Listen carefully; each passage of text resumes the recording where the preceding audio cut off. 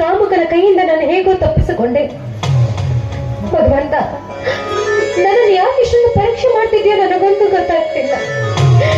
ಚಿಕ್ಕಂದಿನಲ್ಲೇ ತಂದೆ ತಾಯಿನ ಕಳೆದುಕೊಂಡು ತಪ್ಪಲೆಯಾದ ನಾನು ಇವತ್ತು ಯಾರಿಲ್ಲದ ಅನಾಥಿಯಾಗಿ ಹಾಸ್ಟೆಲ್ ನಲ್ಲಿದ್ದು ಓದಿ ನನ್ನ ಜೀವನವನ್ನು ನಾನು ನೋಡ್ಕೊಳ್ತಿರ್ಬೇಕಾದ್ರೆ ಇಂಥ ಕಾಮುಕರ ಕಾಟದಿಂದ ನಾನು ಹೇಗೆ ತಪ್ಪಿಸಿಕೊಳ್ಳೆ? ಇವತ್ತೇನಾದ್ರೂ ನನ್ನ ಮಾನ ಹೋಗಿದ್ರೆ ನಾನು ಬದುಕಿದ್ದು ಸತ್ತವಳಂತಾಗಿ ಬದುಕಬೇಕಾಗಿತ್ತು.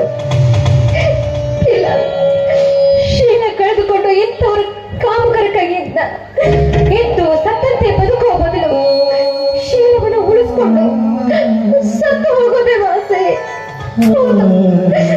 ಸತ್ತು ಹೋಗೋದೇ ವಾಸೆ.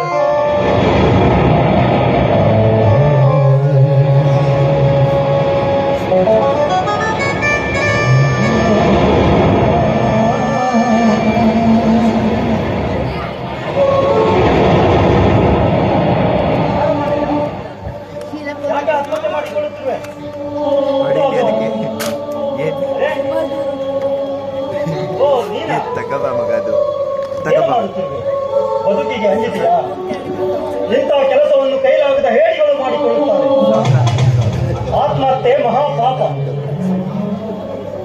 ನೋಡಮ್ಮ, ಹುಟ್ಟುವುದು ಒಂದೇ ಸಲ, ಸಾಯುವುದು ಒಂದೇ ಸಲ.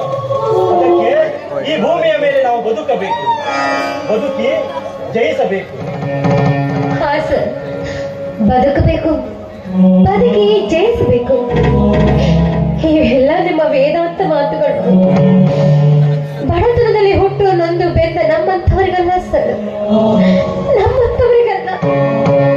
ಯಾಕೆಂದ್ರೆ ದಿನನಿತ್ಯ ಯಾರಿಲ್ಲದ ನಮ್ಮಂತ ಅನಾಥರು ರೋಡಲ್ಲಿ ಓಡಾಡುವುದೇ ತುಂಬಾ ಕಷ್ಟವಾಗಿ ಬಿಟ್ಟಿದೆ ಸರ್, ತುಂಬಾ ಕಷ್ಟವಾಗಿಬಿಟ್ಟಿದೆ.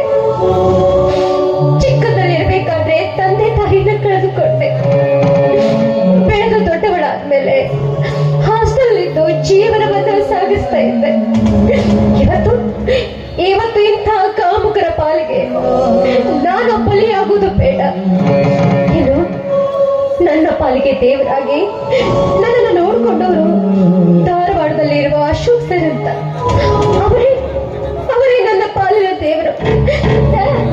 ಇವತ್ತು ನಾನು ಇಟ್ಕೊಂಡಿದ್ದೇನಲ್ಲ ಈ ಬಟ್ಟೆ, ನಾನು ತಿಂತಿರೋ ಅನ್ನ ಅವರು ಕೊಟ್ಟ ಭಿಕ್ಷೆ ಸರ್, ಅವರು ಕೊಟ್ಟ ಭಿಕ್ಷೆ.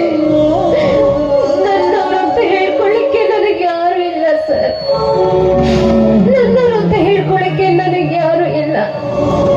ಅನಾಥರಾಗಿ ಇಂಥ ಪಾಪಿಯ ಕೈಲಿದ್ದು ಸಾಯೋದಕ್ಕಿಂತ ಸಾಯುವುದು ಉತ್ತಮ ಅಂತ, ಪ್ರಾಣ ತ್ಯಾಗ ಮಾಡುವುದೇ ಉತ್ತಮ ಅಂತ ಹೋಗ್ತದೆ. ಹೇಳಿ ಸರ್, ಇದರಲ್ಲಿ ನನ್ನದೇನಾದ್ರೂ ತಪ್ಪಿದೆಯಾ ಹೇಳಿ. ಹಾಗಿದ್ಮೇಲೆ ನನ್ನಂತವರು ಸಾಯೋದೇ ವಾಸಿ ಅಂತ ನಾನೀಗ ಹೋಗ್ತಿದ್ದೇನೆ. ನನ್ನ ಪಾಡಿಗೆ ನನ್ನನ್ನು ಬಿಟ್ಬಿಡಿ, ನಾನು ಸಾಯಬೇಕು.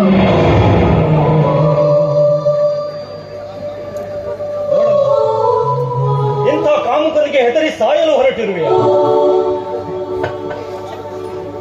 ಇಂದಿನ ಕಾಲದಲ್ಲಿ ನಾರಿ ಅಬಲೆ ಅಲ್ಲ, ಅವಳು ಸಬಲೆ. ತನ್ನನ್ನು ತಾನು ರಕ್ಷಿಸಿಕೊಂಡು ಬಾಳುವಳು ಎಂದು ಈ ಸಮಾಜಕ್ಕೆ ತೋರಿಸಿಕೊಡು. ಅಲ್ಲದೆ ನಿನಗೆ ತಕ್ಕ ಹುಡುಗನನ್ನು ನೋಡಿ ಮದುವೆ ಮಾಡಿಕೊ. ನಿಮಗೆ ಜೀವನಕ್ಕೆ ಜೊತೆಯಾಗಿ ನಿಮಗೆ ರಕ್ಷಣೆಯಾಗಿ ನಿಲ್ಲುತ್ತಾನೆ. ಬೇಡ, ಈ ಮದುವೆ ಎಂಬ ಪದ ನನ್ನ ಬಾಳಿನಲ್ಲಿ ಬರುವುದೇ ಬೇಡ. ಈಗಾಗಲೇ ಮದುವೆ ಕನಸನ್ನ ಕಂಡು ಜೀವನದಲ್ಲಿ ಸೋತು ಹೋಗ್ಬಿಟ್ಟಿದ್ದೇನೆ ಸರ್, ಸೋತು ಹೋಗ್ಬಿಟ್ಟಿದ್ದೇನೆ. ನನ್ನನ್ನ ಮದುವೆ ಮಾಡಿಕೊಳ್ಳಿಕ್ಕೆ ಬಂದವರ ಮಹಾಶ್ರಯ ನನ್ನಲ್ಲಿರುವ ದೇಹ, ನನ್ನಲ್ಲಿರುವ ಹಣ ನೋಡಿದರೆ ಹೊರತು ನನ್ನ ಮನಸ್ಸನ್ನು ಅರ್ಥ ಮಾಡಿಕೊಳ್ಳಿಲ್ಲ ಸರ್, ನನ್ನ ಮನಸ್ಸನ್ನು ಅರ್ಥ ಮಾಡಿಕೊಳ್ಳಿಲ್ಲ. ಅದಕ್ಕಾಗಿ ಇವತ್ತು ನನಗೆ ಪರಿಸ್ಥಿತಿ ಬಂದಿದೆ. ಆವತ್ತು ನೀವು ನನ್ನನ್ನು ಕಾಪಾಡಿದ್ರಿ, ಇವತ್ತು ನನ್ನನ್ನು ಯಾರು ಕಾಪಾಡದ ಕಾರಣ ಅವನ ಕಣ್ಣಿಗೆ ಮಣ್ಣುಕ್ಕೆ ತಪ್ಪಿಸಿಕೊಂಡು ಹೋದೆ. ಇಂಥ ಕಾಮುಕರ ಮತ್ತೆ ನಾವು ಬದುಕೋದು ಬೇಡ ಸರ್, ಬದುಕೋದು ಬೇಡ. ಅದೇ ಸಾಯುವುದೇ ನನ್ನ ಒಳ್ಳೆ ನಿರ್ಧಾರ. ನನ್ನ ಪಾಲಿಗೆ ದೇವರಾದ ನನ್ನ ಅಶೋಕ್ ಸರ್ ನನ್ನ ಪಾಲಿನ ದೇವರು. ನಾವು ಬಟ್ಟೆ, ನಾ ತಿಂತಿರೋ ಅನ್ನ, ನಾನು ಉಸಿರಾಡ್ತಿರುವ ಉಸಿರು ಅವರು ಕೊಟ್ಟ ಭಿಕ್ಷೆ ಸರ್. ಅದಕ್ಕಾಗಿ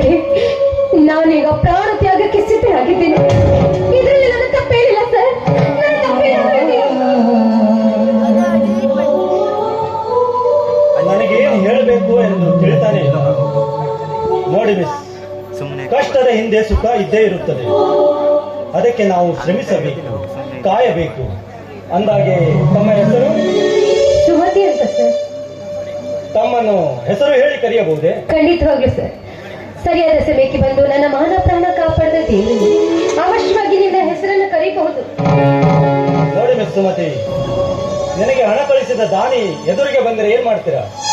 ಅವರು ಏನಾದ್ರೂ ನನಗೆ ಎದುರಿಗೆ ಬಂದು ನನ್ನ ದೇವರ ದರ್ಶನವಾಯ್ತು ಅಂತ ಅವ್ರ ಕಾಲಿಗೆ ಬಿಟ್ಟು ಕೃತಜ್ಞನಾಗ್ತೀನಿ ಸರ್. ಆತ್ಮಹತ್ಯೆ ಮಾಡಿಕೊಳ್ಳಬೇಡ ಎಂದರೆ? ನನ್ನ ಪಾಲನೆ ದೇವರು ಅವ್ರು ಹೇಗೆ ಹೇಳ್ತಾರೋ ಹಾಗೆ ಕೇಳ್ತೀನಿ. ಮದುವೆಯಾಗಿ ಬಾಳು ಕೊಡುತ್ತೇನೆ ಎಂದರೆ? ಖಂಡಿತವಾಗ್ಲು ಸರ್.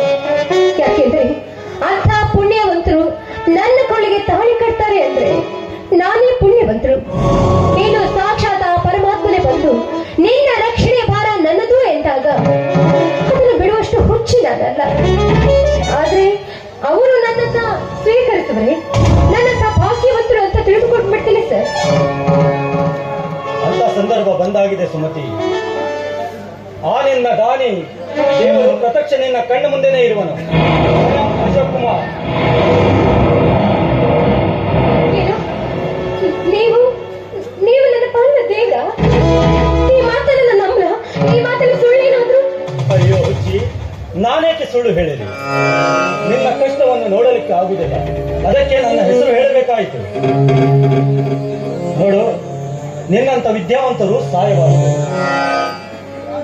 ನಾನು ಹಣ ಕಳಿಸಿದಾಗಲೆಲ್ಲ ನೀನು ಧನ್ಯವಾದಗಳನ್ನು ತಿಳಿಸಿ ಪತ್ರ ಬರುತ್ತಿದೆಯಲ್ಲ, ಇದೇ ನೋಡು ನೀನು ಕಳಿಸಿದ ಪತ್ರ. ನೀನು ಕಳಿಸಿದ ಪತ್ರಿಕೆಯೂ ಇಲ್ಲಿದೆ ನೋಡಿ. ಈಗ ನಾನು ಹೋಗ್ತಾ ಇರುವುದು ನಿನ್ನ ಮದುವೆಗೆಂದೇ. ನೀವು ನನ್ನ ಪಾಲಿನ ದೇವ್ರ. ದಯವಿಟ್ಟು ನನ್ನ ತಪ್ಪನ್ನು ಕ್ಷಮಿಸಿಬಿಡಿ ಸರ್. ನನ್ನ ಮದುವೆ ಈಗಾಗಲೇ ಮುರಿದು ಹೋಗಿದೆ. ಆದ್ರೆ ವಿಚಾರವೂ ನಿಮಗೆ ಗೊತ್ತಿದ್ದ ಮಾತು. ಹೇಗಿದ್ದಾಗ ನನ್ನ ಬಾಳಿನ ಕತೆ ಕೇಳಿದ ನೀವು, ನಾನು ಬಡವಳು, ತಂದೆ ತಾಯಿಲ್ಲದ ತಪ್ಪಲಿ ಅನಾಥ ಅಂತ ಗೊತ್ತಿದ್ರು ನೀವು ನನಗೆ ಬಾಳು ಕೊಡ್ತೀರಾ? ನೋಡು ಸುಮತಿ, ಆಸ್ತಿಗಿಂತ ಗುಣ ಮುಖ್ಯ, ರೂಪಕ್ಕಿಂತ ನಡತೆ ಮುಖ್ಯ. ನನಗೆ ನೀನೇ ತಕ್ಕ ಮಡದಿ.